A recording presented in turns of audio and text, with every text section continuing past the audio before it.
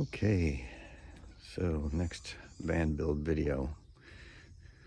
I've finally finished cleaning up after the window installation. So that was a deep clean to get rid of the metal dust from cutting out the sides. And so next step is going to be insulation. And I wanted to talk briefly about my philosophy in this van build in general and in insulation in particular. So you see I've got the panels taken off here, off the sides. So there's one that goes over here, one that goes up here, one that goes down here, and then on the other side as well. So I want to fill as much of those spaces and of course the ceiling as possible with insulation. And my general philosophy in this van build is try to use as few materials as possible, as natural as possible, and make it reversible.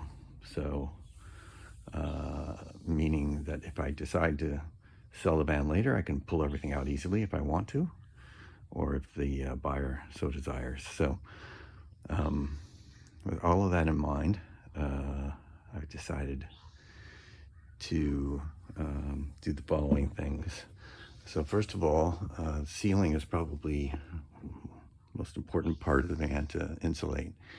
And I've decided to go with Havelock wool insulation, which people say is expensive. I don't know. It's about twice as much per square foot as Reflectix.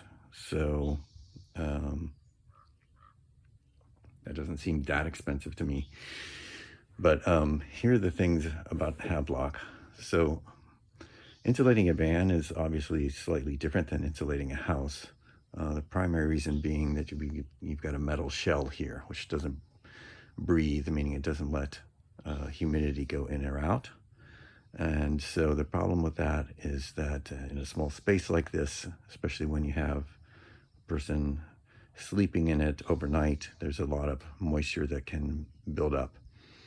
One of the other bits of decisions that I made a long time ago, before even buying this fan, was that I want to avoid as much as possible any holes in the roof. Holes in the roof just cause problems down the line. So my ventilation system here is primarily the side windows, this one and the one in the door that I'm standing by, as well as obviously the front windows.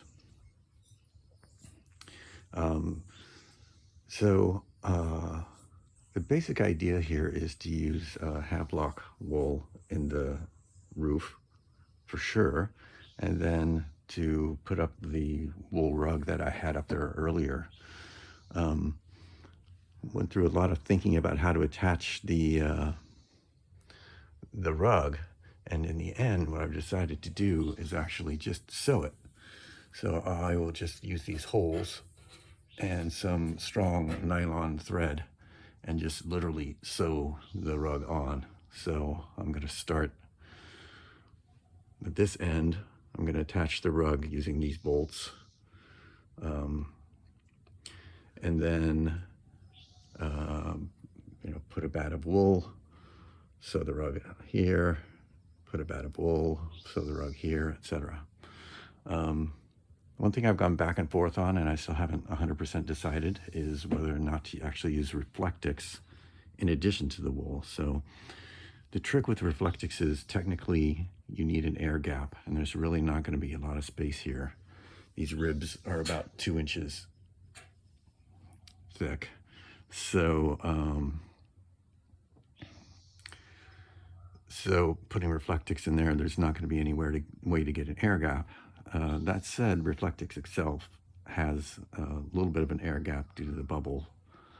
And yesterday I tried a simple experiment, which was when the sun was out and the roof was getting really hot, I put some Reflectix up there, and I just held it up there right up against the metal for a while, so about 10-15 minutes, and just, you know, felt with my hand to see if it was a little cooler on the Reflectix side, and it was. So I think what I've decided to do is to start off with the layer of Reflectix, then put the wool, and then the rug. And I'm going to leave some gaps on the Reflectix. I don't want it to act as a moisture barrier, because then it will just collect moisture between the Reflectix and the ceiling, which would not be a good thing. So I'm going to actually cut it so it's a little bit, just a little bit narrower than the spaces, so that the moisture has a way to escape. And so in the end, what's going to happen is essentially the whole roof is going to be like a big sponge. So the wool rug and the wool insulation will absorb any moisture, and then obviously desorb it when it gets a chance. And the Reflectix will just act to try and minimize the amount of heat coming in that the wool needs to insulate. So that's the roof. I also pulled the connectors off this headliner, so now I see what it looks like underneath here. And I think I'm going to do sort of the same treatment here as much as I can without pulling the headliner completely off, because that's just a real pain in the neck. And then that leaves the all of the side areas here.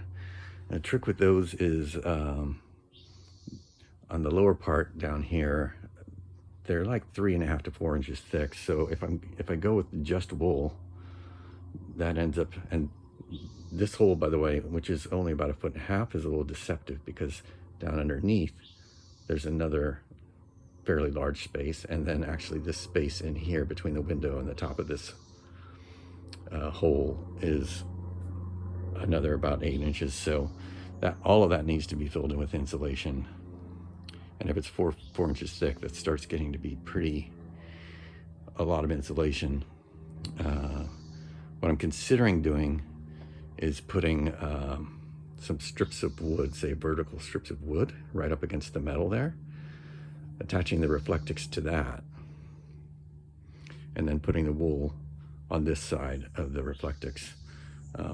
It's a bit more work than just shoving a bunch of wool in there, and I'm not really sure it's actually going to work. So I'm considering just maybe springing for extra wool if I need it. That would be much simpler and easier to reverse. And then this panel up here, the one that I did not put a window in, that's just going to be straight wool, I think, at this point. There's really not enough space in there for Reflectix and wool. So that's next. The wool arrives hopefully sometime today, and then I can get started on all that work. So I'll show videos when it's all done.